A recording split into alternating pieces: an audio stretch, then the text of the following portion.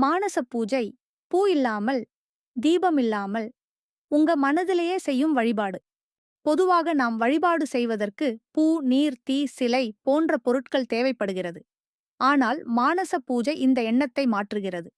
இங்கு பூஜை முழுவதும் உள்ளத்தில் நடைபெறுகிறது. உடல் கோவிலாகிறது. மனம் அர்ப்பணிப்பாகிறது. இறைவன் வெளியிலிருந்து வரவேற்கப்பட வேண்டியவர் அல்ல. உள்ளத்தின் தாமரையில் எப்போதும் இருப்பவரே. இந்த பழமையான பயிற்சி வேதாந்தத்தின் அடிப்படையில் உள்ளது.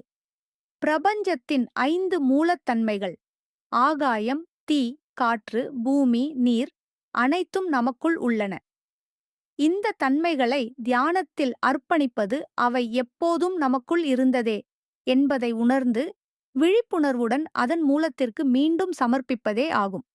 பாரம்பரிய பூஜையில் ஆசனம், நீர், உடை, வாசனை, பூ, தூபம், தீபம், நைவேத்தியம் போன்ற பல அர்ப்பணிப்புகள் உள்ளன. இவை அனைத்தும் உபசாரம், இறைவனை விருந்தினராக ஏற்று செய்யும் சேவை.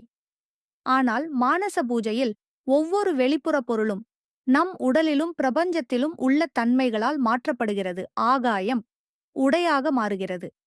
தேஜஸ் தத்துவம் தீபமாகிறது. உயிர் மூச்சுகள் தூபமாக உயர்கின்றன. இதனால் வெளிப்புற பொருட்கள் இல்லாமல் நம்முளுள்ள சக்திகளையே இறைவனுக்கான அர்ப்பணிப்பாக மாற்றி வழிபடுவதுதான் மானச பூஜை. மானச பூஜையில் பக்தர் 15 பாவ மலர்களை அர்ப்பணிக்கிறார். இவை வெளியில் கிடைக்கும் மலர்கள் அல்ல, நம்முள் வளர்க்க வேண்டிய குணங்கள்.